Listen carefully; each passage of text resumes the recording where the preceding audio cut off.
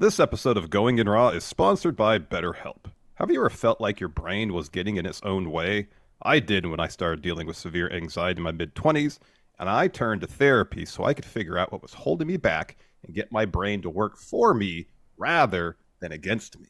If you're thinking about starting therapy, give BetterHelp a try. It's completely online and designed to be convenient, flexible, and suited for your schedule. All you got to do to get started is fill out a brief questionnaire to get matched up with a licensed therapist, and you can switch therapists at any time for no additional charge. So make your brain your friend with BetterHelp. Visit BetterHelp.com/raw today to get 10% off your first month. That's BetterHelp, HELP.com/raw. Hey, Friendo, Steve here.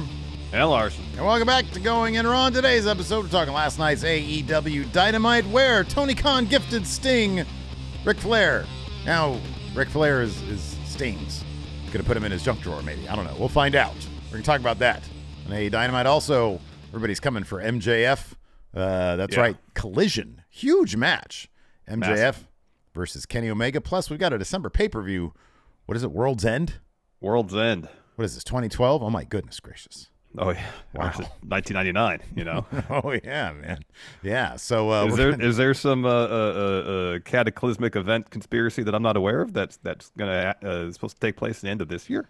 Is it the Seth Rogen movie? Or the... no, what was the other one? The... wasn't there like a Shaun of the Dead movie called World's End? Yeah, it was a Right. Simon Pegg movie. Edgar Wright movie? Simon Pegg, yeah. World's you know. End, yeah. It was a bar, though, yeah. Okay, yeah, that's right. It was a pub. I mean, was that the one with robots? I don't know. There was one with robots? I don't know. I thought that one was robots, or was it aliens? I don't remember. I never saw it. I saw the trailer, and I was like, it seemed like the other ones. All right. Well, you know what, man? We're going to talk about all that stuff. But first, Not the Simon Pegg movie, though. We're not going to talk about that because we haven't seen it. That's the one thing we're not going to talk about. But everything else we're going to talk about. But first, we're going to talk about Punk Daily. We've got some CM Punk news tonight. Tonight. We're going to talk about CM Punk. All right. All right. Enough of that. Head hurts now. Head banging. Gosh darn it. It's not good for my neck. My neck sucks. You know this, Steve. You put this Punk Daily stuff in here. I have no choice. Yeah. But the slam dance, problem got is... a straight edge dance. Hurts my neck. Right. We're Anyway. not straight edge, but we can do the straight edge dance. Anyways. CM Punk called in, made a recent appearance on 670 The Score. The Score. And was asked, because they mentioned it was on their text line, directly.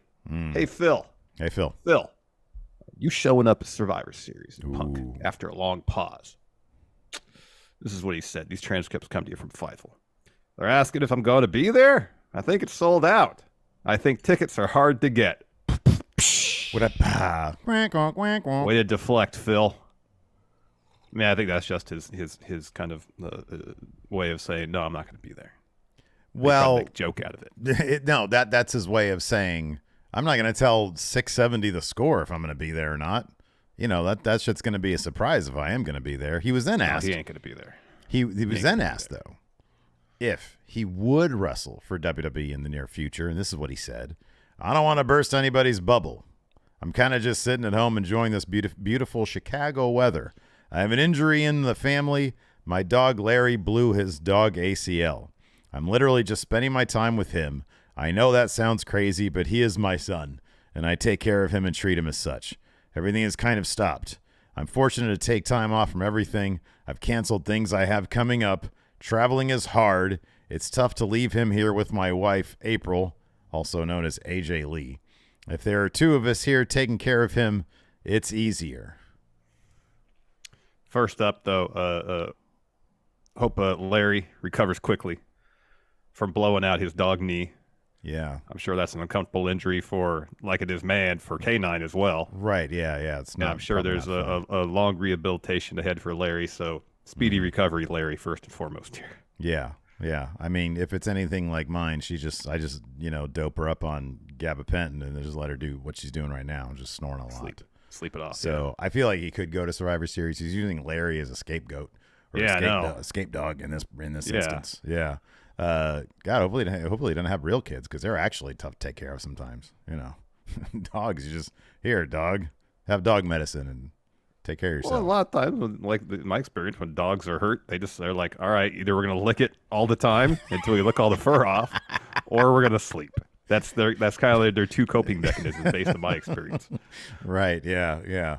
Yeah. So once again, as is in the world of Punk Daily, bunch of non-news from Phil, but I like that people are asking him the tough questions, like, "Are you going to be there or not?" Yeah. And he had a clever response. He did. But you don't think he's going to be there? No. I think it's like 50-50. I don't know. Maybe, maybe not. I think they could probably keep it pretty close to the chest if he was going to show up. But yeah, I'm definitely not expecting it. I'd expect Orton before I'd expect Punk. Oh, and I'd expect WWE to just put on a killer show, and they don't probably need him. But as is the case here at Going In Raw, all things CM Punk have to be reported on. This is in our contract, Larson. Well, no, it's not. It might be a handshake agreement. Listen, man, I take care of the contracts around here. I know what goes on in those contracts. Yeah, that explains a lot. Scary business, let me tell you what, pal. Woo! Laundering, all sorts of stuff.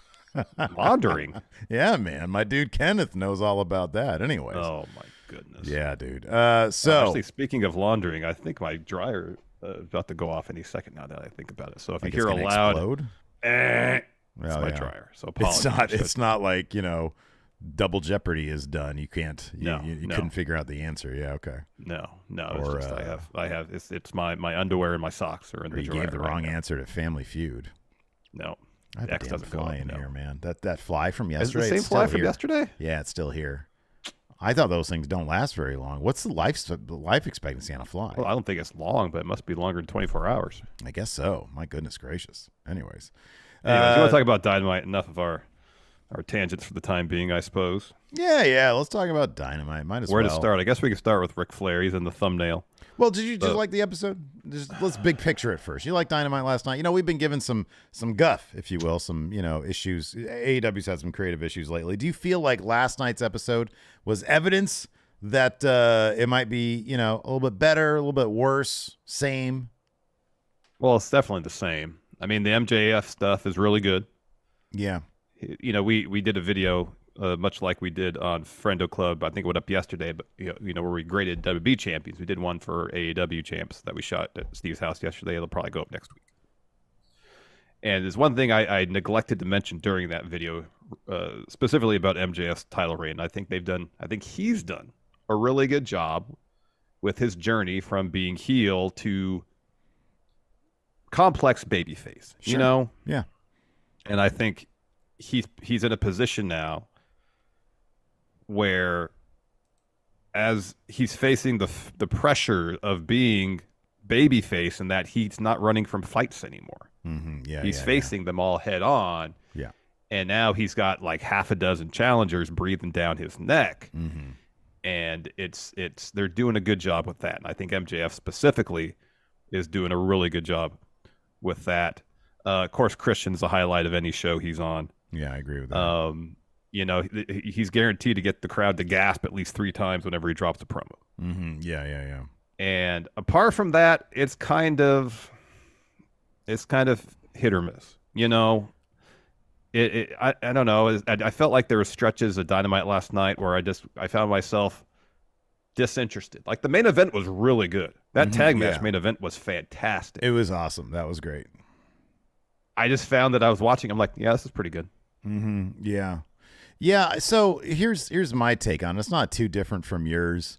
I do like that MJF is sort of like the Rhea Ripley of Dynamite in that he is sort of this thread throughout the show, which I appreciate. The entire first half hour was dedicated to all things MJF, and I think that's a smart move because the guy can carry it. He really can. He really can. You have another hour and a half though that you got to get through. And yes, like you said, the main event was awesome. We got some Danielson Okada stuff, which, I'd imagine they're probably going to have a match. I don't know, either in December at another AEW pay-per-view or they're going to have it at Wrestle Kingdom. They should do it at Wrestle Kingdom. They really should do it at Wrestle Kingdom. I agree. Okada's got to get that one back. Tokyo Dome, and Okada will win at Tokyo Dome. And the fact that Danielson was selling injury after the Orange Punch Rainmaker combo might be enough for him to be like, hey, you broke my arm. Now you tried to break my face, Okada. I'm going to come to Tokyo Dome at Wrestle Kingdom and beat you again. Yeah, yeah. And so, like, I really liked that aspect of it. There were matches on here that I don't know. You know, I was talking to a friend of ours last night about it, and he's sort of down on the product right now. And honestly, I kind of feel like this is evidence that, like, you can have too much when your creative does not have, 80% of it that's like got actual direction. Because right now, like 30% of AEW has direction and the rest is kind of meandering. And back in the day when Dynamite was the only thing that AEW had, and 4 pay-per-views a year, every single minute of television time mattered. And look, man, I'm not going to be against you putting the Hardys on TV necessarily if you have them. I just don't know, like, what the point of that match with Hangman and with the Elite and with the Young Bucks. Like, I get it. It was for the Ring of Honor, titles, I think. But, like, it's not like a real program they're in right now. And the more interesting thing was Swerve invading Hangman's house. Yeah, which you could have had without the match that preceded it. You could have. Yeah, absolutely. And, like, the joy of pro wrestling is when you're able to sort of mesh the two things. Like, if they had set up a match between, like, the Mogul Embassy and Hangman and the Bucks for the titles and made it a big deal, but that was all just a, pun intended, swerve to then keep Hangman away from his house and swerve. Exactly. If there was a more of a story-based reason for that match, then it's like, okay, it's not so, hell, even if the Mogul Embassy would have won those Ring of Honor titles because Swerve shows up at the house, then it's like, oh man, the stakes are kind of high because Hangman's he's so distracted that, like, he's the reason why his friends are now out of these titles. And that's just a little silly fantasy booking right there. But the point from my point of view is things should matter a little bit more, but they've got 5 hours a week to fill. And so they can stretch out the stuff that matters over those 5 hours, and the rest kind of feels a little bit like filler. So yeah, some of it does. It does. Like Dark Order versus Hook and Rob Van Dam. It's just to get Rob Van Dam a match in Philadelphia. Yeah, and he's not even remember if it's Dynamite or Rampage. Yeah. So yeah. With that being said, let's go. Yeah, we'll just talk a little bit more about Dynamite. So we could talk about Ric Flair. Ric Flair showing up, making his AEW debut. He was supposed to be there to present the AEW championship when they had their first ever match for the title, Hangman versus Jericho. He was ill. Bret Hart ended up filling that role. Then apparently he was supposed to be Andrade's manager. Then the Dark Side of the Ring on the Plane Ride from Hell episode aired. They didn't follow through with that plan. No. And now, about a year and a half later or so, he makes his AEW debut as Tony Khan's gift to Sting. Yeah, right. And according to Ric Flair, he's going to ride with Sting till March. Yeah, I think that's awesome. I want one last Ric Flair match before the end of the year, because then one of my end of year last year predictions will come true. I'd love to see another Ric Flair match. I don't want the anxiety of watching the AEW show on pay-per-view and having Ric Flair fall asleep during the match and worrying that something terrible has happened. I don't want that. Right? I don't want that. Yeah. I don't want that. I love so the no, thrill pass. of it. Randy the Ram situation. No thrill. No. Yeah, I don't know if Flair would be cool with that. I think he said that recently in an interview. Well, he may be okay with that, but how many viewers would be okay with that? Hey, look, we have to respect the man's decisions, Larson. No, that'd be terrible. God, I wouldn't want to see that. Are you kidding me? Yeah, what are you talking about? That's horrible. Come on. My goodness. Don't joke about that, Steve. So, yeah, Kenny Omega versus MJF going down for Collision this Saturday. I see people.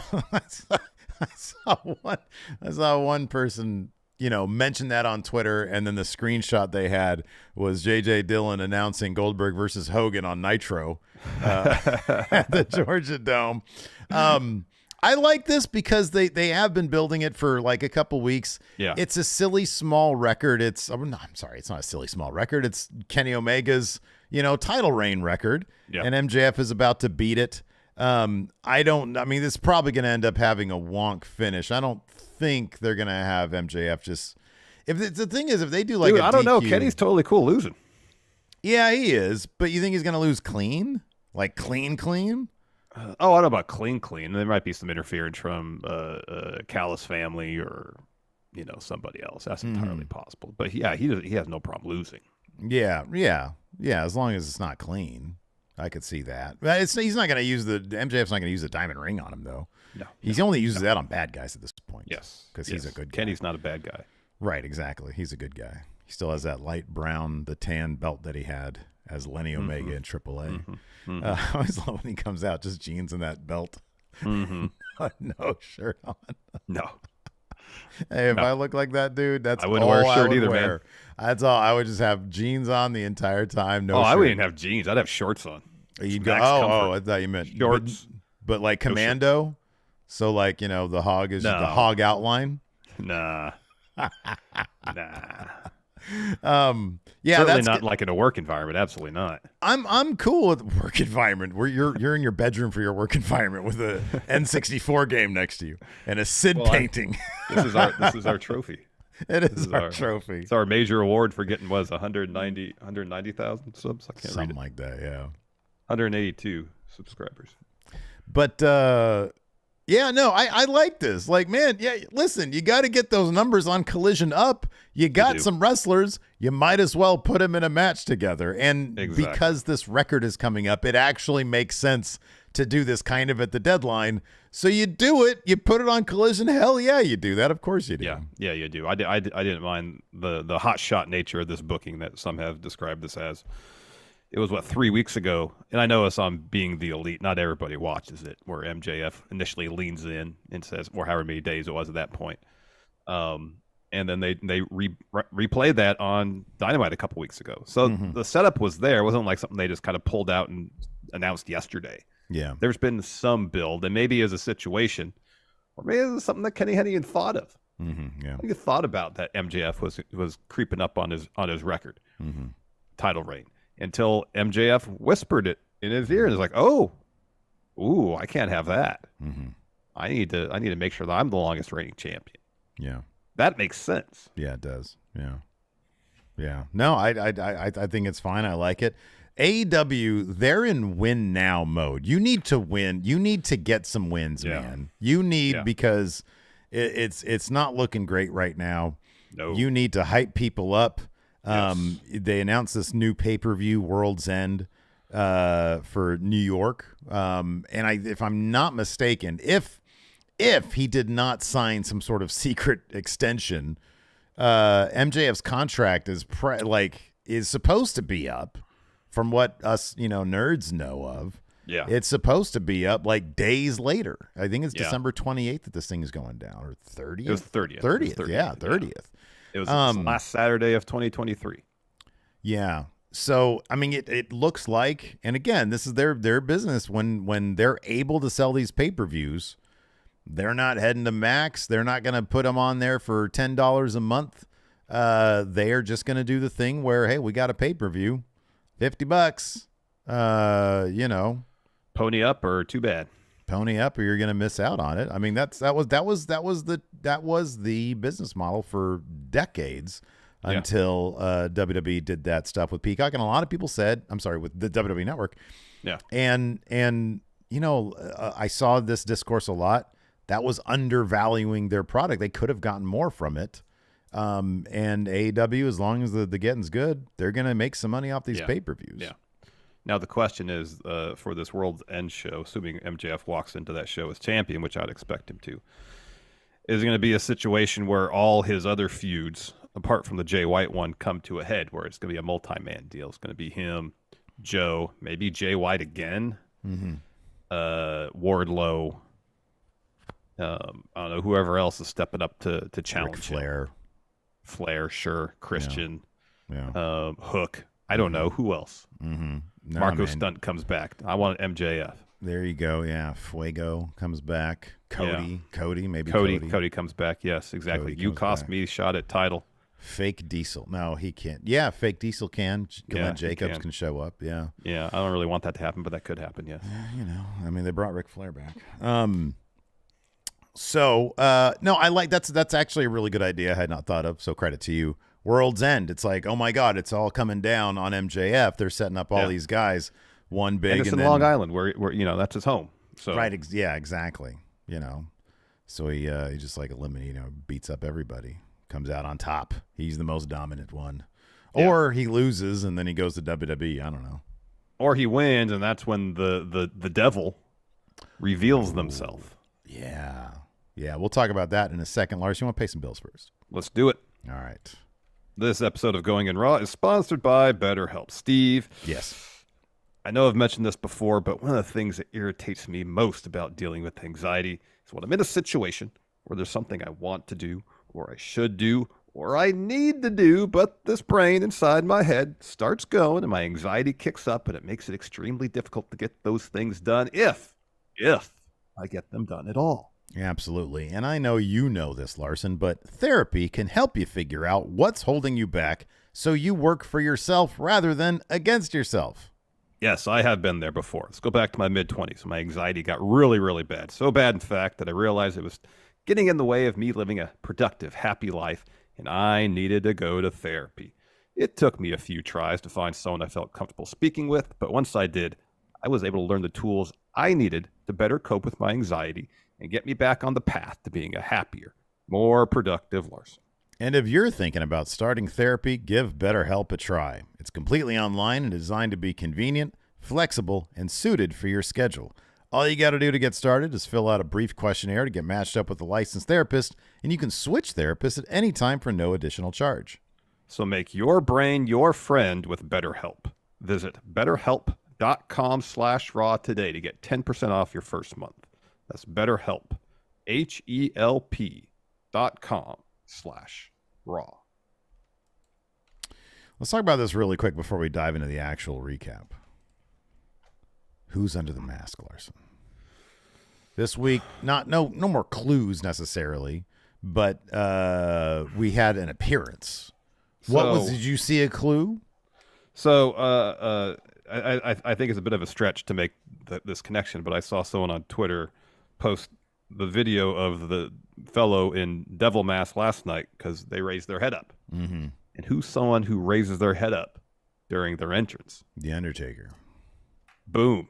Adam Cole, baby. Oh, okay. All right. That was my initial thought also, yeah. Yeah, it's Adam Cole. So, I mean, there's still people that think of CM Punk under that devil mask, and that's not the case. No, he got fired.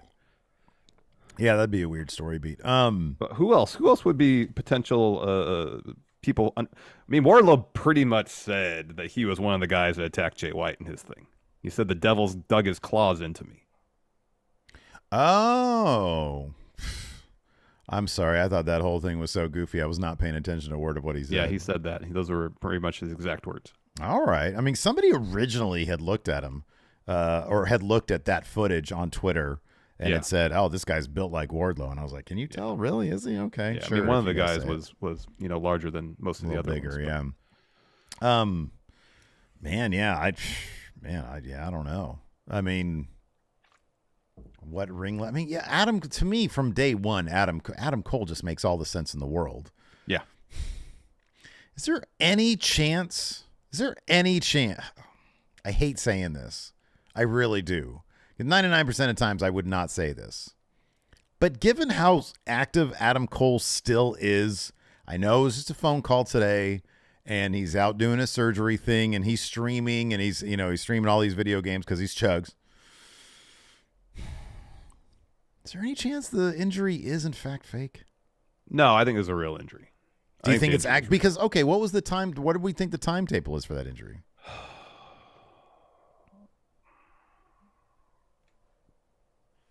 Like 4 months, probably. I would guess. From when? Like a month ago? Well, whenever he had surgery. Which I assume was like right after. Yeah. But they filmed. I know they filmed all those vignettes in one day. I get that. Well, here, sometimes they'll do surgery quickly, but sometimes they want to wait till the swelling subsides before they get in there. So if they took the latter route, it could have been 2-3 weeks after the injury before they actually got in there and performed surgery. Yeah. So, is that? I wonder if that's one reason why they're setting up all these opponents. Could be to stretch it out over a long period of time. So now by the time we get to World's End, that'll be 2 months. I mean, at that point, Adam Cole might be walking without crutches or a boot or anything like that. Maybe. So you think he could be like the higher power situation, not actually wrestle for a while? Yeah, and then they can wait till Revolution to actually have the match, at which point be an extra 2 months. That'd be 4 months. I'm just pulling 4 months out. I don't know for sure. Yeah, right. No, I think usually, I've known someone who broke their ankle pretty bad, and it was, they say it's 6 to 8 weeks before bone growth really starts to begin, and that's when they consider it, all right, good enough that you can take the cast off and so on. Hey, that doesn't take into account rehabilitation, especially for someone who's, in a sport as physical as pro wrestling. That's going to take additional time. Yeah, I wonder look, and this is me trying to be as delicate as possible. It might be a situation where he was injured, but they sort of exaggerated the extent of the injury. He's not going to be out for that long. I don't know. I mean, they went and he did those vignettes at Roddy's house, and I'm not saying that, like, obviously I know that they were able to stunt all that stuff. I get it. He wasn't actually mowing a lawn, but like, I don't know. If it's Adam Cole, it's kind of surprising that they would bank unless they've got like some solid plan Bs where it's like, okay, well, it's going to be longer than we thought with the ankle stuff, so it's going to end up being Luchasaurus, Yeah, it's going to be. I mean, but the fact that let's assume that MJF has not signed an extension, and that not that he's necessarily made his mind up, but in his mind, he's going to at least explore all options when he's a free agent. Yeah, he could go to WWE. Yeah, he could go to WWE. So if, from a storyline perspective, the most satisfying conclusion to MJF's run in AEW be for Adam Cole to beat him for that title. Would you'd agree? Yes. Yeah, of course. Yeah, absolutely. Yeah. So if they're laying the groundwork to extend the story so that Adam Cole can eventually be the one to beat MJF, even if it's after his contract would expire, would that lend credence to the idea that he could have quietly signed maybe even a short-term extension? Well, there's also this. How long was he out between the Wardlow match and his return? A couple months, 3 months? Oh, it was a while. Yeah, it was like 3 months. I want to say it was May till he came back at All Out. So, yeah, about 3 months. Is it possible they added that to his contract? That's possible. I mean, he wasn't available to work from what we can tell. It was legitimate, like, I'm going home. Mm-hmm. Maybe because they could do that with injuries, okay, well, you're not going to be here available, then we're going to add that to your contract. Yeah. So I don't know, maybe it's not end of December, maybe it's the end of March or something like that, in which case, yeah, that would be enough time, get that title off him, and then, he debuts at WrestleMania. God, Seth Rollins with another open challenge. Oh, I know. He's like, God damn it. God damn that's it. I'm done with these open challenges. I'm done with these things. I want to know who I'm fighting well in advance. Damn it. Before we get going with our recap, and by the way, when I mention the injury being fake or anything, it's with all respect and reverence of Adam Cole. Yeah. Chugs is amazing. I've been lucky enough to meet him, and he's really terrific, Larson. You always got to point that out, don't you? Real quick, I have no idea how many people are watching right now. What do we got? 485. We got 485 people watching on the YouTube. Right now. Yes, I don't know if Twitch is up. I do not see anything going on Twitch right now. So do us a solid. Hey, we're here to ask for your help. We are on the road to. I mean, checked our subs for the day. We are on the road to 198,891 subs. It's a palindrome number. It is. Oh man, I think we've dropped a couple. We've dropped 20 quite over the past couple days. We need 656. So here's the thing, man. We got 485 people watching. I hope you're all subscribed. If not, what is your problem? Why are you not? What more do you need to know? It's a couple of old dudes. We've known each other forever. We like the wrestling. We're good guys. We're not sitting here, just being negative for the sake of being negative. We're going to be negative. This would be a damn good reason why we're negative. Yeah, exactly. We're just a couple of E-drones trying to make $1.01 in this business. Hit that subscribe button and a little notify bell, Larson. Maybe one E-drone here. Guilty as charged. Yeah. I'm wrestling agnostic. Oh, man. Also, if you're watching here, whether it be live, VOD, hit that like button. This one looks like a thumbs up. We really enjoy when we get 200 likes before we end the live stream here. Yeah. This seems like a good round number. It makes us feel good. It makes us feel great to get that 200 likes. So please help us reach our sub goal. Help us get to 200 likes on this video. We have well over 400 people watching this. I can't think of a reason why each and every one of you wouldn't hit that like button. I can't think of one. It's right there. I can't think of a reason either. It's right below the window you're watching this on. All you do is hit it. Done. Right. It takes 2 seconds. Please, please help us. Please help us. Please help us. We're looking for the Friendo Club setup. It's not quite like the Tribal Chief setup, Larson. Oh, no. Do you know who the Tribal Chief setup is for, incidentally, while we're on the subject? Ooh, let me think about it. I believe it's just for the Tribal Chief, Roman Reigns. Is that correct? That's right. And there's one very specific person who it's not for. Ooh, let me take a guess. Is it Seth Rollins? You got that right. It is not Seth Rollins. for Seth Rollins. Especially That's not Seth Rollins. specifically for Maggie here in chat. Anyways. Yes. People are now asking for a wrestling agnostic shirt. We'll do it. We'll get that one done. Yeah, we'll get that up. We got a new member here on the YouTube, Tyler Washington. Thank you so much, Tyler. And then a super chat here from Jose Alaguna says, wouldn't it be hilarious if Flair politicked his way into being Sting's partner instead of Edge? If who? If Flair was Sting's partner. Yeah, I know. That's Edge. what I'm talking about. It would be amazing. Edge didn't even want to be there. Oh my God. Have you seen? He's like Drew McIntyre when he came back that last time, a couple months ago, before they had him do anything interesting. Edge is already checked out. Oh, I know. He is already done with this shit. He seemed like he just got up from a nap before he did his interview. Mm-hmm, yeah. God, this fly is literally doing laps. It's going. Yeah. Getting its steps in, huh? Serenity now, man. My goodness gracious. So, anyways, let's go ahead and dive into it. Open up with an MJF interview. He's making a call to Adam Cole, puts him on speaker. Cole picks up. He's like, "Oh man, I'm so glad he got to that dude's house and got surgery." And then off camera here, Adam. It's Roderick Strong. Kingdom comes in. They wheel him in because he's in a wheelchair. Cole's like, "Hey man, I'll give you a call later." He's like, "What do you want?" And Strong says, "Listen, I've been thinking. You're obviously the man behind the devil mask, but say we pretend that we live in a world where you're not. And for the sake of our mutual best friend, Adam, more my best friend than yours, I'll take pity on you and I'll help you with Bullet Club Gold." And then MJF leans over and says, "Oh, you're going to help me? You going to help me? Dude, thanks so much." And he pushes him off screen, and the Kingdom are like, "Oh, God." So then MJF turns the camera and says, "Jay White, let me tell you something. Tonight I send you a message in blood. You want to take what I hold most dear, my Triple B. You messed up, son. Juice Robinson, you tried to send me a message a couple weeks ago. You want to put my name on something to make me feel less, make me feel small? That's great. Tonight I got a message for you. I've got a bullet with your name on it live in Philly. I'm not going to miss." And then he goes, bzz, and then there's the dude in the devil mask. And he does this. And then it says, it was weird because when he put his head up, it said twitch.tv/chugs. Oh, wow. I was like, whoa, what a That's clue. quite a clue. That's quite a huge clue. What does that mean exactly? Well, we know what it means. There it is. There it is. Close it down. Survey says. It's the third strike.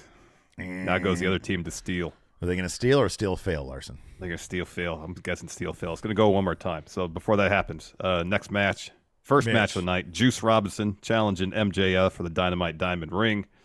MJF, after Juice came to the ring, rushes down, tells the ref to ring the bell. He takes off his jacket and throws it right in Juice's face. Double leg takedown, hits him ground and pound. Proceeds to just wreck Juice all over the ringside area, busts him open after slamming the ring post. And he's standing on Juice's head while Juice's head is resting on the steps. And so the guns come over to distract MJF. That allows Juice to get up, ram MJF to the ring steps. Follow the DDT on the apron, and that brings out Jay White. He joins commentary. Dynamite rolls on. Yep. That's about the extent of the offense Juice gets. He uses the scarf a couple times, but eventually MJF turns the tables, gets the scarf, hits a kangaroo kick. Juice rolls out of the ring. MJF's looking for a suicide dive. Guns trip him up. Juice hits him with the leg lariat, gets a 2. Eventually, though, MJF is getting back in the ring. Juice kicks the middle rope as he's getting back in. So the rope goes up to his front area. Follows with his finish. MJF kicks out of that. So the Guns are basically like trying to leap into the ring to distract the ref. Mm-hmm. And so while that's happening, Juice gets out his $24.99 TJ Maxx ring. On the other side of the ring, MJF is putting on the Dynamite Diamond ring. They both approach each other. MJF gets the punch in first, follows with the Heat Seeker, gets the win. Yep. So after that, we're not done yet. The Guns get in the ring and attack MJF. Roddy and the Kingdom come to ringside. The Kingdom slide in the ring to try to make the save, but the Guns just completely embarrass them. Totally inept. Right. So Jay White gets in the ring. Guns hold up MJF, and the Acclaimed, their music hits. They rush to the ring. Bang Bang Gang leave. Jay White up on the ramp gets a mic, says, Max, listen, follow the sound of my sweet accent. Forget everything happening right now. Forget about Kenny and Joe and your double mask and your Gimp squad and focus on us and the Bang Bang belt. You'll never get your hands on this again because at Full Gear, I'll pound your face into the ground. And then Colton grabs a mic, challenges MJF to a Ring of Honor tag title match at Full Gear. And MJF says, shut the hell up. Listen to me good. You want a shot at the Ring of Honor tag titles at Full Gear? You got them. He says, Jay, I'll see you at Full Gear, but I'm not waiting until then to get my hands on you. Next week on Dynamite, I'm taking you up on your offer, the 4 of you versus me and 3 partners. And when I win, you'll give me back Triple B because no one is on the level of the devil. Roddy gets on the mic, Max! And MJF's like, dude, I'm right here. Why are you screaming my name? That shit is hilarious. And Roderick Strong says, you're obviously going to pick us, right? And he says, you 3 do me a favor. Get those guys to help you roll off a cliff, you plant bitch. And then Caster, he says, well, does that mean you're going to pick us, right? And the crowd's popping huge. They want to see this. And MJF says, listen very carefully, Max. I never liked you. I've known you since I was 18 years old. And if you think I'm going to tag with you, you got another thing coming. I don't care what those people think. And Caster says, so you're saying there's a chance, the old Dumb and Dumber thing. And then Bowen says, damn it, MJF, don't you know that everyone loves the Acclaimed? And Caster follows, says, at least do me a favor before we leave Philadelphia tonight. Scissor me. MJF walks up. He puts his hands like a scissor position, but then he just closes Caster's scissors. Walks up the ramp. Out comes Kenny Omega. Before I mention the Kenny stuff, I want to say this. I feel like the Acclaimed, for this to be more effective, they need to present more of an argument to MJF as opposed, and look, just them being the Acclaimed is kind of enough because the crowd just wants to see it. Mm-hmm. But it's like, can we see that Caster has sort of learned from the others how to be not gross in approaching MJF? Because that's the thing. It's like he can't help but be, JR-esque. And so, like, if he has shown, hey, I can take a soft sell approach here. Yeah. And then he rejects them. And then it's like, okay, well, hey, they're trying. You really should buy into this. I feel like that approach would probably be, in the end, I think it would lead to a bigger pop, but everybody loves it. I think so too. So yes, Kenny meets MJF on the stage. He says, hey, Max, you seem to have a lot going on here, but you have something that I want, but I have something that you want. Even though I have no right to ask, and if you're the type of scumbag I think you are, you'll tell me to suck on some lemons. But if you're the champ that they want you to be, the champ that you want yourself to be, then listen to this. I want that belt. I deserve the right to defend my streak. If you're really better than me, don't be afraid to show it. So MJF says, how about this? The Cleaner versus the Devil this Saturday night for the AEW World title. May the best man win. And they shake hands. And MJF says, and Kenny, he will because my name is MJF and I'm better than you and you know it. And Kenny responds, on that note, you must bid these people adieu. So good night, or goodbye and good night. And Max, 3 days, bitch. Yeah. That's gonna be a killer match. It's gonna be really good. It's gonna be really, really good. Yeah. What are the odds right now? The odds that this goes to a clean finish, that Kenny just loses clean to MJF? 15%. Oh, that low. Maybe 20. Yeah, I'd go like 30. So I would think they'd take this as an opportunity to try to advance the story for Kenny in defeat. I think you're probably right. And it might they might use this to set up Jay White versus Kenny down the line, maybe. They need more. That's one thing AEW really needs is more high-profile singles feuds, They've got so many potential dream matches there. They should do that. After that, we had a Wardlow video package. Sad Wardlow, but also sort of like defiant and like running around doing his like Rocky routine. Yeah, it's all shot in Philadelphia. Yeah. Yeah. He said, sitting at home for 4 months wasn't healthy for me. I was going into a very dark place. I had to sit at home and watch MJF, who's done so much evil, who's badmouthed this company, who shit all over our fans. I had to watch him become the face of the company and everybody supporting him. I had to sit and watch the man that I beat main event, the biggest show in the history of this business, as the champion. Over the past year, I felt the devil dig his claws deeper and deeper into my back. Max, there's nothing left for you to take from me, and now I'll take everything from you.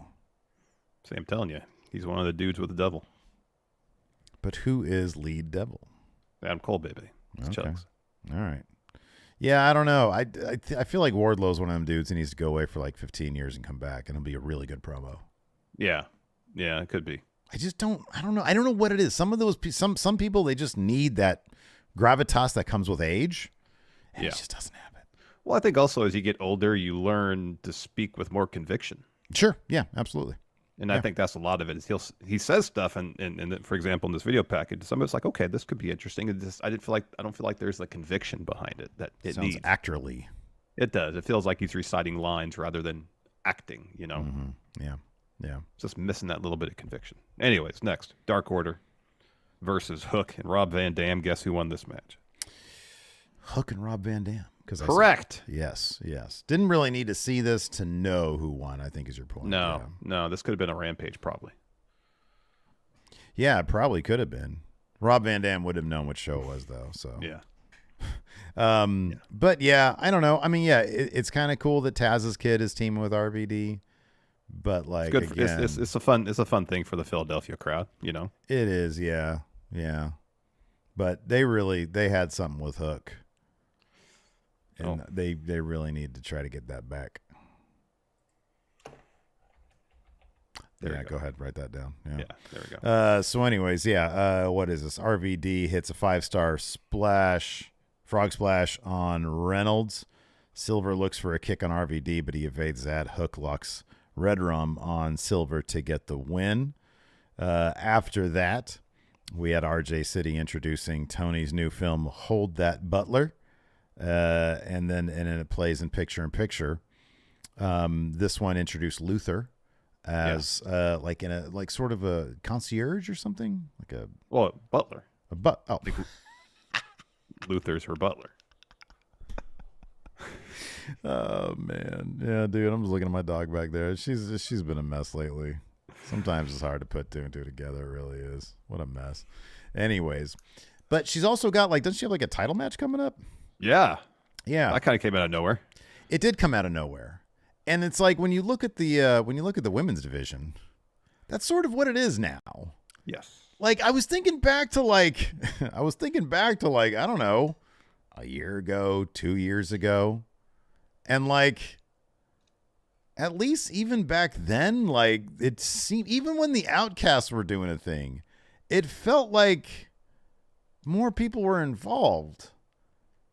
Where is everybody? I don't know. They're just all gone, kind of. Yeah. You have Sheeta now, just sort of. You have like Sheeta on Sheeta Island.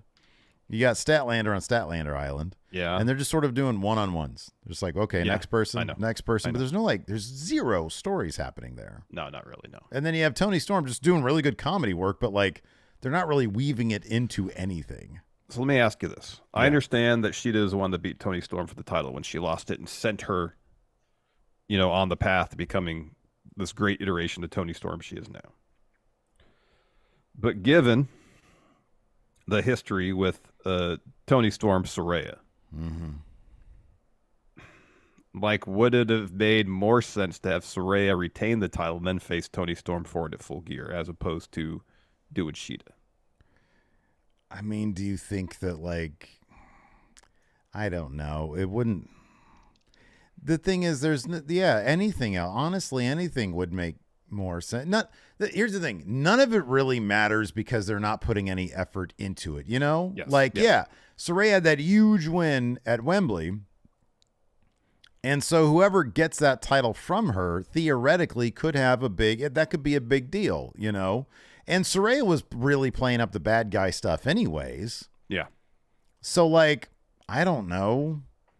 Sheeta versus Tony Storm. Like you're just putting Sheeta in a position where she's a good guy who's going to get booed because everybody loves Tony Storm right now. Yeah. So I don't know. Then is it going to be a situation where they have Sheeta beat Saraya so they can do the Sheeta Storm rematch for Full Gear? Sheeta loses the belt there, so she has 2 title reigns that are relatively short, rather than doing Storm Saraya. I don't know. I mean, I understand the timing on it, that the Tony Storm stuff really started picking up like a month ago. And so like they had already had like Saraya in line, and then I guess they wanted to do the big Sheeta win. But yeah, like why, like was there something pressing for Saraya to do that she had to go? Like has she been on, I don't know. I mean, it makes sense. They're doing Full Rampage Gear in LA. On TV at all? What's that? Has she been on Rampage or no? Or not that I'm aware of. She hasn't been on TV since she dropped the belt. No. Okay. So who knows? Anywho, next Sting comes out for an interview and to accept Tony Khan's gift. So Tony Schiavone's there. He introduces Sting and Darby. They come to the ring. Sting takes the mic, says, "I'm glad to be here right now because I want to thank 2 people in particular that I forgot last week. There's so much history for me in this town right here. I want to thank Philadelphia. It's been a great run, and a lot of that run was right here in front of you. Thank you. I also want to thank my tag partner, Darby Allin. I'm telling you, I could not have come this far without Darby by my side. By far the best tag team partner I've ever had." And he says, "I got a lot of woes out there. Like Darby's the best partner you ever had? Listen, Darby's the man, let me tell you." Like people are like, "Oh, is that shade at Lex Luger?" Right. Yeah, I know. That's what I was thinking too. I'm like, whoa, buddy. Total package. Let's get some respect on that, please. Secondly, I want to thank somebody who made this all happen. Without him making the phone call some 4 years ago now, Tony Khan, I want to thank you for making that phone call and giving me the chance to grapple a little bit longer, to wrestle a little longer. And Tony Schiavone, not Khan, is asking for the mic. Tony, here you go. So Schiavone takes the mic and says, speaking for Tony Khan, we want to thank you, Sting, for what you've meant to AEW. Schiavone continues, 35 years ago on this network, Sting was put on the map, put pro wrestling on the map on TBS. It elevated him to the icon he is now. You heard us talking about it all week, that Tony Khan had a very special gift for Sting. I'm proud to bring out that special gift right now. Let me ask you this. Do you think it would have been better to wheel out like a giant gimmick cake and Ric Flair comes out of that? I mean, that's a trope I feel like kind of never gets old. Right. Like, I feel like AEW would benefit from something like that, or like a giant present box.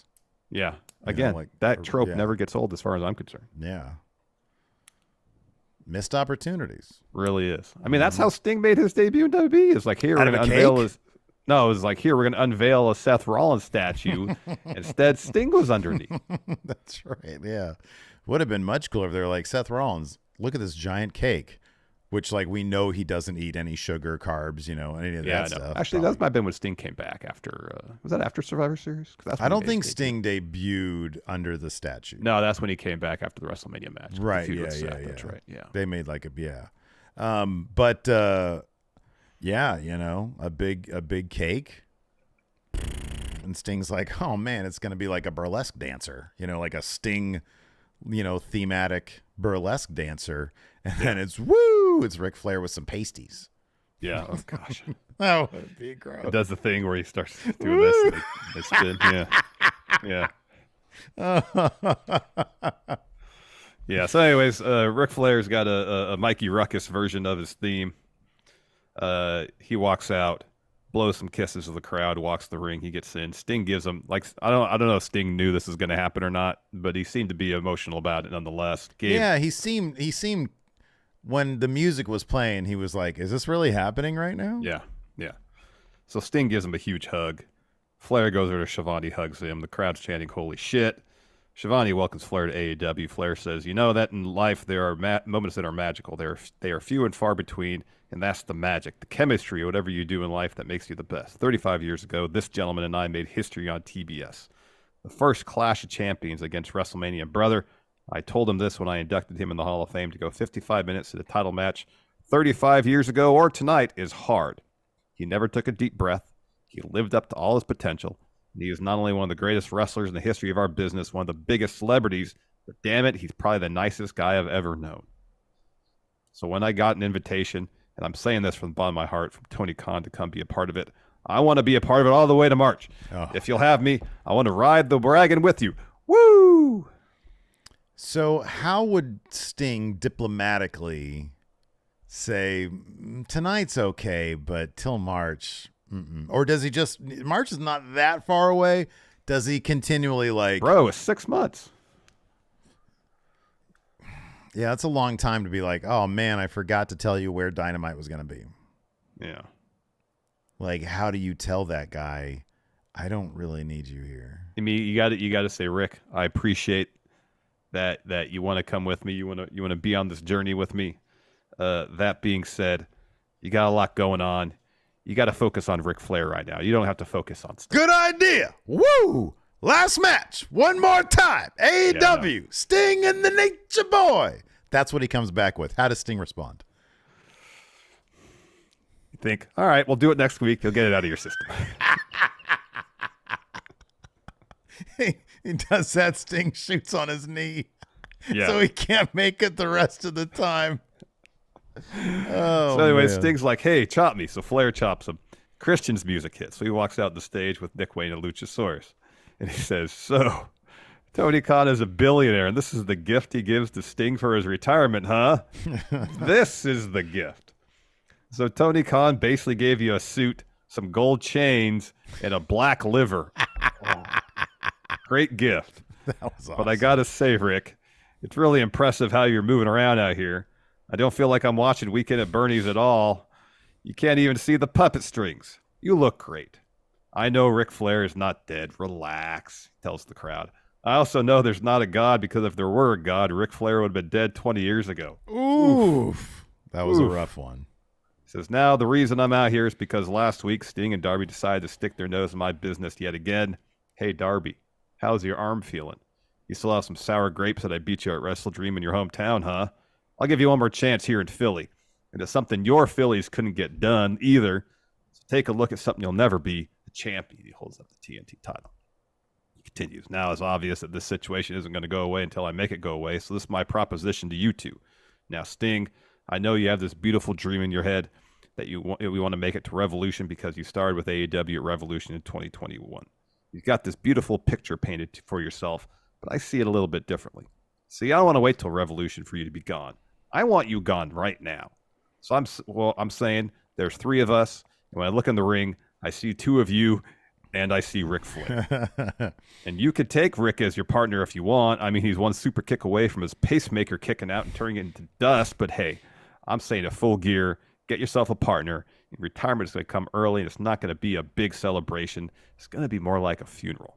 Now, somebody hit the champ's music. No music plays. He goes, I said hit my music. And Sting says, hold on. He sneezes. And he busts out a dad joke. Sorry, I'm allergic to jackasses. Yeah. First of all, Darby and I are going to find a partner. Second, we accept your challenge. We'll see you there. Mm-hmm. Yeah. And then later on, they beg Edge to be their partner. But first, we have a Chris Jericho interview where he essentially says that he's going to bring the Jericho show back. This was really long. I know. God, this was so long. I'm so bored of Chris Jericho. Yeah, and I have been for too, a long man. time. Me too. And it doesn't feel like that long ago when I was defending him for like always doing stories. But there's too many of these, and they're not compelling. And no, they're not. They're not at all. Yeah. Man, and why is the focus on Chris Jericho? I want the focus to be on Hobbs. That's the bigger question. I was sitting there watching this. I was like, why isn't Hobbs being interviewed right now? Like, I know Jericho got his ass kicked. Let's get Hobbs on here. He's supposed to be the focus. And now I look like an asshole because everybody was saying, oh, he's a momentum vampire. He takes all the momentum from the young people. Well, yeah, now I see it. Y'all are right. I get it. It seems that way, doesn't it? It really does. It really does. So anyways, I will try to speed run this. Renee asked him for a medical update after Hobbs, according to your words in the notes here, beat the fuck out of him. That'd be amazing if Renee said that. So, Chris, let me ask you something. Now that Will Hobbs beat the ever-loving fuck out of you, that'd be great. What next? Can you confirm that you in fact shit your pants when he was there a full soil in your after the tights? 4th spine buster? Or did it only take 3 for you to completely empty your bowels? See, that's compelling stuff right there from Renee. Right, yeah. Come on. Because then you're just humiliating Jericho even more, and I'm cool with that. Ask the hard-hitting questions. Same with the score 670. Ask CM Punk about crapping his pants that one time. Yes. I don't care Now about that's what I'm Survivor talking Series. Yeah. I want to know, did you wear diapers after that moment? Anyways, he says, as a pro wrestler for 33 years, I can't remember ever having a beatdown like that. So I'm still feeling it. He says, but what hurts most is my ego. And Renee asks, have you thought about what's left and or what's next, I guess. And he says, well, as an athlete, you're always self-reflecting, blah, blah, blah. I've always had a lot of confidence in myself. And knowing that on any given night I could beat anybody. Last week I did not see coming. Hobbs came right at me, destroyed me. So there comes a time in every career where I've got to start self-reflecting. Do I have what it takes to beat Will Hobbs? He says, Don Callis has a whole family with a lot of guys in that family, a lot of friends. Well, I got a lot of friends, and some of those friends are even bigger than Will Hobbs. Maybe it's time to give them a call. Well, so Will Hobbs is going to spine buster the shit out of the Big Show. That's what's going to happen. which would be great. Yeah, which would be awesome. Yeah. My concern is that happens, and then Jericho comes, Judas effect, then he pins Hobbs, and I don't want to see that happen. Yeah, Jericho's going to win this final match here. Eric Clark brings up Goldberg. Did they ever make amends? Has Goldberg been on Jericho's podcast? Do we know? That I don't know. Anybody in chat? Because I know they had issues back in the day, but I think they did. Yes, I think they made amends. I think maybe. I want to say they have. Here, I could check. What's the show called? Talk is Jericho. Talk is Jericho, baby. Yeah, Goldberg's been on. Okay, there we go. All right. So but then Goldberg will have to beat Will Hobbs. I don't want to see that. But a little bit more than a year ago. Who else is Jericho friends with that's really big? Other than Paul White? Yeah. Hager. Hobbs will beat that guy. Yeah, he will. Oh, man. I'll never forget when I saw him in the MMA thing, and they were like, oh, here's your opponent. I'm like, did they just get my doppelganger out there? Look at that guy. It looks like he just got back from Burger King. They cloned Steve to put him in there. Yeah, man. Oh, man. That is funny.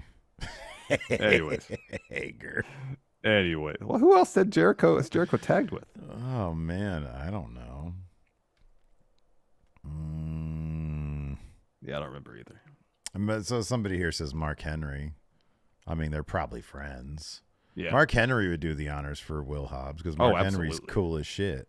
Yeah, Mark Henry does seem like he's super cool. Yeah.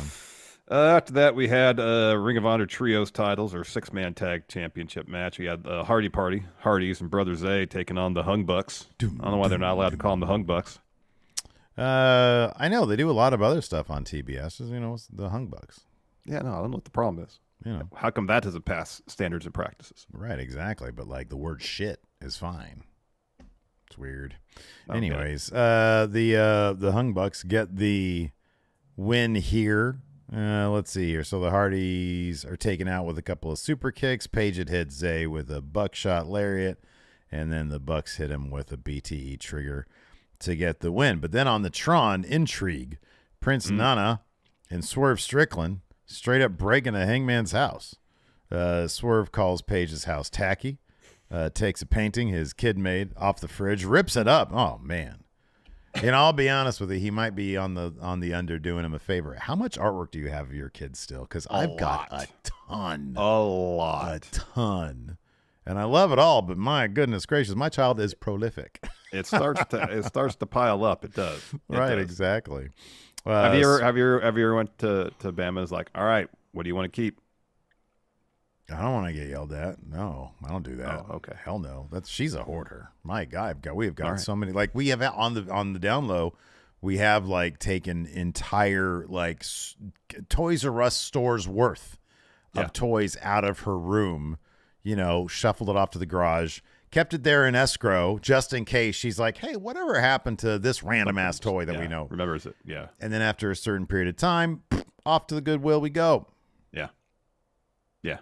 Yeah, we've done that too. Yeah, we've done that, but still, she's so spoiled because she's the youngest out of we got 1 million people in our family, and my dad literally every time she would go to my parents' house, like twice a week, my dad would get her like 5 full toys.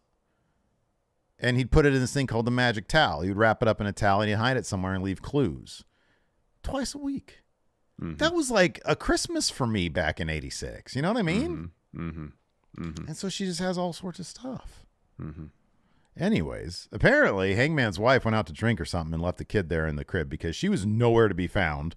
Yeah. They were rubbing their boots all over the couch. And then they go up to the baby's crib. And evidently, this really quiet or very, very deep sleeping child is in the crib. We don't see it. And Swerve is acting like the baby's there. Says, remember I said last week it's not you that pay for your actions? I meant to say it's your loved ones that do. You cost me title opportunities. You took something from me, so now you owe me a debt, Hangman. Since you're not here, does that mean Hangman Jr. does? No, as a matter of fact, you will. Just not today. I'm going to leave this here. And he's got a Prince Nana shirt. He says, I'm going to leave this here as a reminder that you are forever indebted to me. This is your father's fault, and I'm never going to forget that. Neither are you. Swerve's house. And then he puts the kid, the shirt over the kid. And then Prince Nana says, we got to go. And so they leave. I loved this. I thought it was awesome. Yeah. It probably could have been more effective, but maybe crossing a line if they showed a kid in the crib. Like, did it like, Robert De Niro and Cape Fear, some shit style, but yeah, what are you going to do? Yeah, I know. It got the point across, Mm-hmm. It did. Yeah. So yeah, I thought it was pretty effective. And the setup for it too was great. Swerve posted on Twitter, hey, sorry, Philly, we're going to take a detour as a picture from the Charlotte airport. Okay. To set up the That's segment. cool. So after that, we had a edgy Adam Copeland interview. So Renee's like, hey, you said last week you weren't going to fight Christian. Has anything changed? And Copeland, seemingly drowsy, like, honestly, no. Had some Benadryl, didn't he? Maybe he just flew in. He gets a little touch of the air sickness when he flies sometimes. Well, he's kind of old like us now, and everything makes us tired, Yeah, it could be. So you got to take a Dramamine. Anyway, says, my friendship with Christian is more important to me than anything that happens in this. And then Darby and Sting step in. Excuse me, Renee, business. Darby and Sting are not exact. Darby especially is not necessarily known as being like the most hyper guy on the planet, but they've got infinitely more energy than Edge, especially Sting. He was lapping Edge in the energy department several times over. Darby says, Adam, don't be stupid. I know you came to AEW to ride off in the sunset for this fairy tale ending with your best friend, but that's not the type of world we're living in. Do you think last week I wanted to break Nick Wayne's face? No, but it's kill or be killed here, man. And then Copeland says, Darby, you know how much I respect you. And then hepped up Sting says, I can't believe we're having this conversation. I know what it's like to have the blinders on. I was up and down the road with Lex Luger, and I had the blinders on. You need to take yours off. You know that legend out there who said he'd be on my side on the way out? He's probably the dirtiest player of all time, and I learned from him. I learned how to see right through guys like Christian. I can see right through them. You need to open your eyes. Open them up quick before it's too late. Are you hearing me? Listen to what I'm saying. Shoulders. Yeah, he started shaking them. Before it's too late. We go way back. Don't mess it up now. Get witty. He sounds like he's a time traveler from the future, trying to get on Copeland about you gotta go on this direction, otherwise the future's messed up. Right, exactly. It's like the Terminator's going to take over. Exactly. AI is the thing. Yeah, man. Skynet comes online. Learning computer. He's a learning computer. Yeah. Yeah, man. Hey, are you caught up on Loki? No, man. I have not watched a single episode yet. Oh, really? Dude, we're so behind. Nobody here in this house can get on the same page. And it's like Loki is like me, Lacey, and Summer have all agreed to watch together. So no, gotcha. I'm not. Okay. I want to get back to What We Do in the Shadows because you were talking up that one episode. Oh, that 7th episode's fantastic. Gosh darn it. It's so good. After that, we had Ruby challenging Hikaru Shida for the AEW Women's Championship. This was cool, but what was with that finish? Yeah. I don't know. Overbooked mess. Like, didn't really make a whole lot of sense. Yeah, I know. A lot of this match felt kind of overbooked. Mm-hmm, yeah. But especially, once.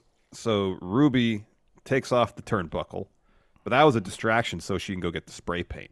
Yeah. But she wasn't going to use the spray paint. She tried to do the Eddie Guerrero thing where she gave Sheeta the spray paint and then acted like Sheeta sprayed her in the face. Mm-hmm. Yeah. And so the ref turns around, Aubrey turns around, and Sheeta's like, no, I didn't do it.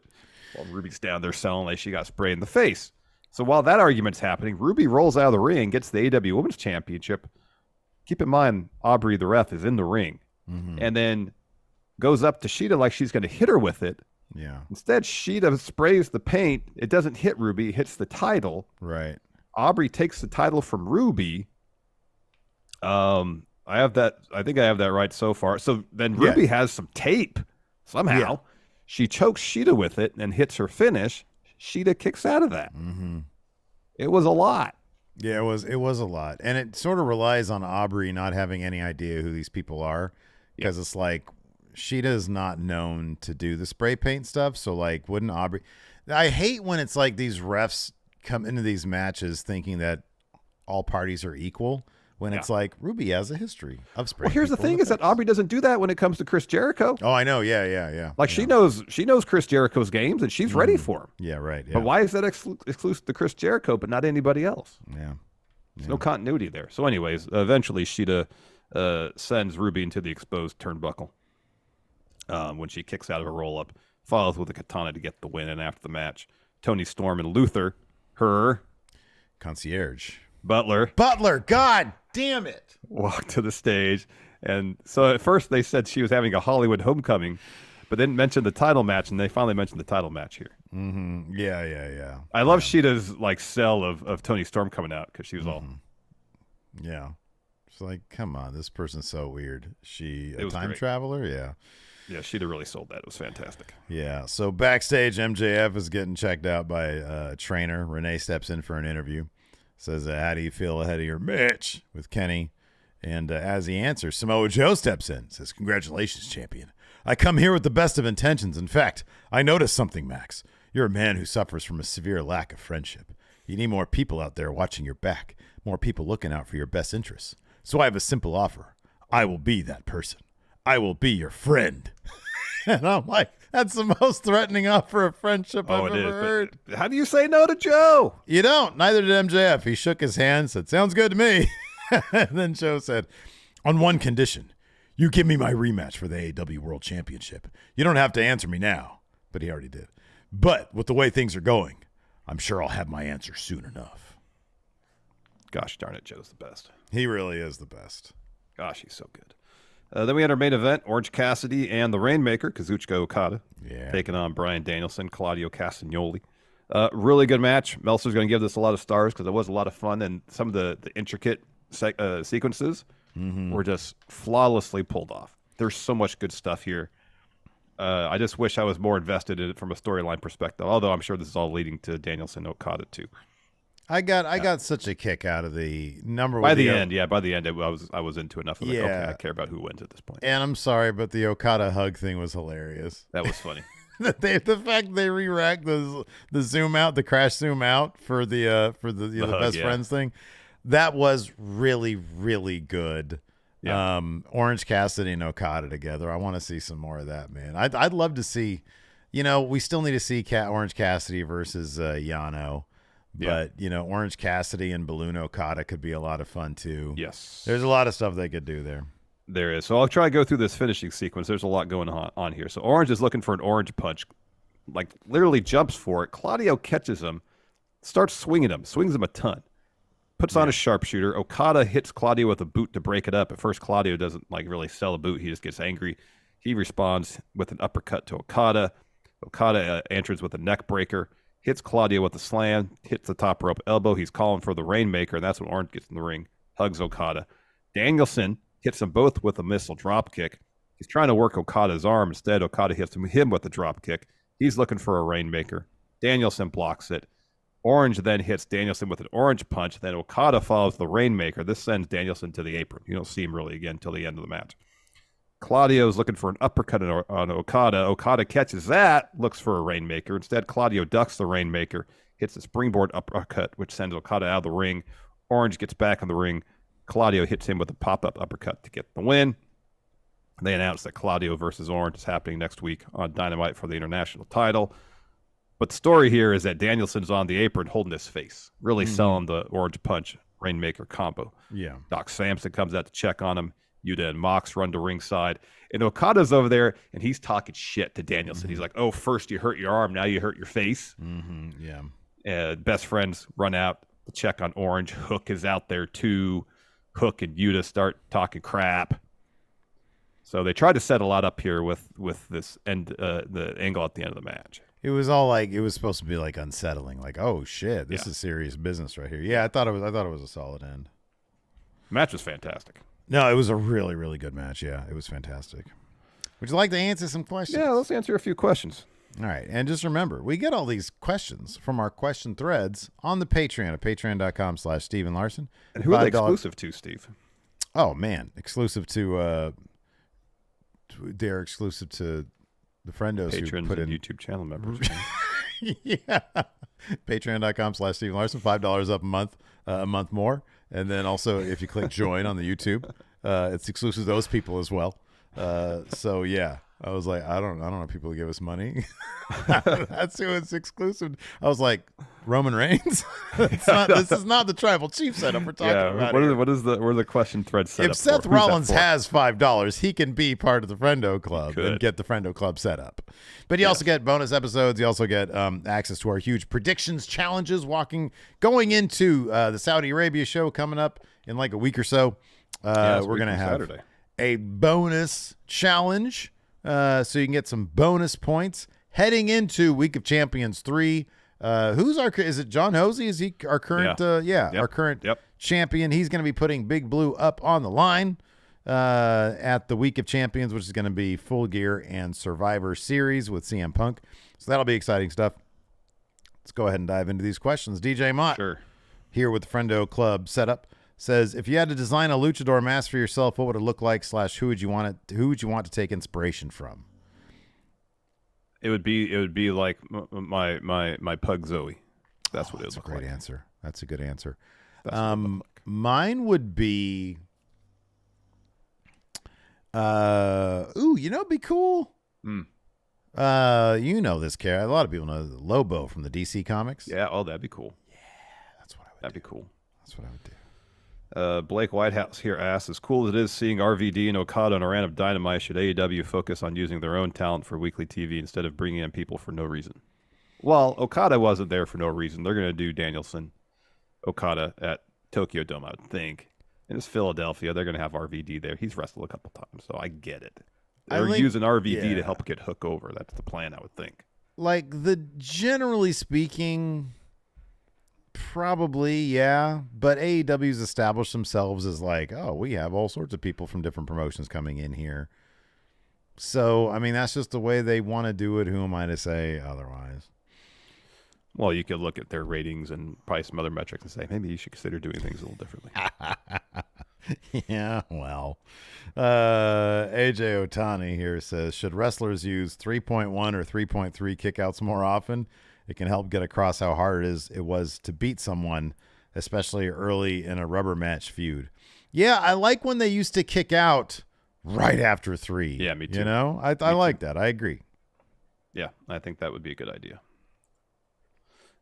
Next here, I got Timor says, does AEW do too many pay-per-view quality matches on free TV now that they plan to have monthly pay-per-views? Could matches like MJF versus Omega be saved for those instead, where you have weeks of build going into them? The problem with that is we're in a period between pay-per-views, and Collision is Kenny's last chance to make sure that his world title record reign stands. Yeah, right. Yeah, it's down to the wire here, and that builds up the tension for it. So in that instance, I don't have a problem with it because it's literally like the last possible show they have before the record's broken. Again, you're right. Generally speaking, yeah, big matches should go on pay-per-views. I do think that too. But that being said, AEW, what they lean on more than anything else is the quality of the in-ring product. And so, yes, I think you're going to see a lot of matches that are pay-per-view quality or near pay-per-view quality on cable television because that's what AEW more than anything else leans on to draw interest. Dave Matushek says, considering that Ric Flair was Sting's retirement present, what celebrity would you have when you retire?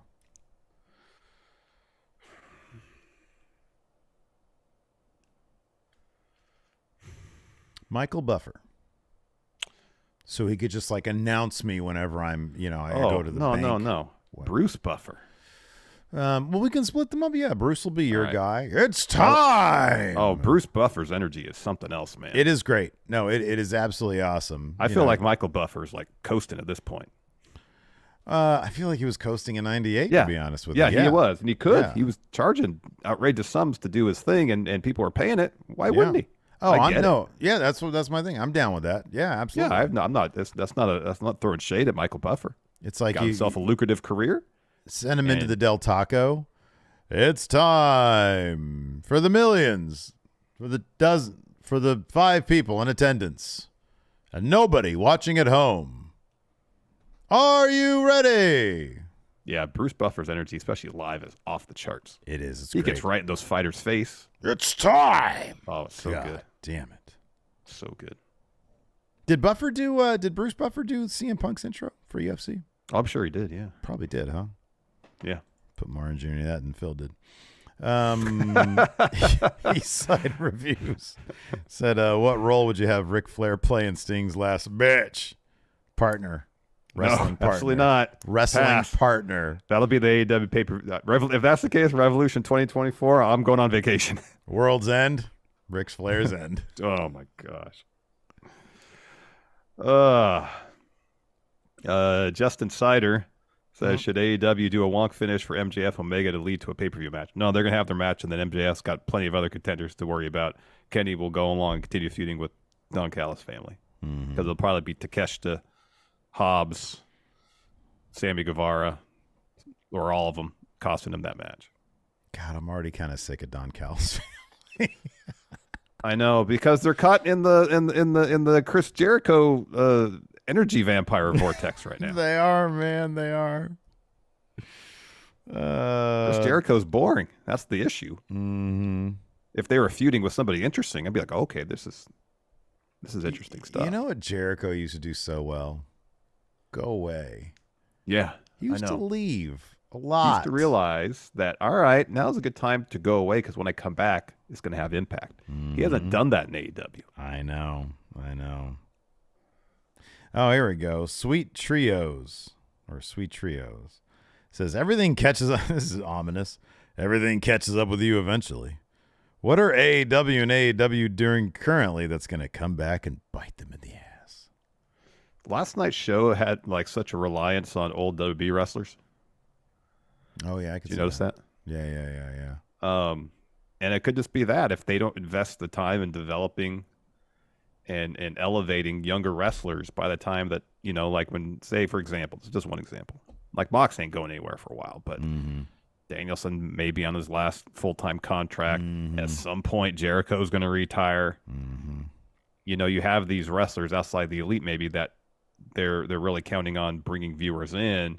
When they decide to either leave or retire, have they spent the effort and creative energy in developing talent to fill those spots? Yeah, right. Yeah. And I don't know if they have at this point. I'm going to say that's a good answer. Outside of like MJF. MJF, obviously. He's their top guy. For WWE,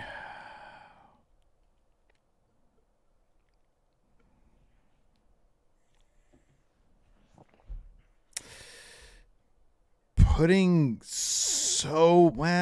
man. I'll go this one, and I hope it doesn't happen. But so much of this bloodline rub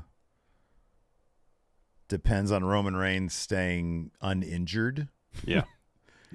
If one injury happens to him, like between now and WrestleMania, and he has to vacate, like if it's a 6 to 8 month injury and he's got to vacate, that's going to land like a turd. Yeah, it's going to be all this. And I would never, ever advocate against good long-term storytelling. It's the greatest story.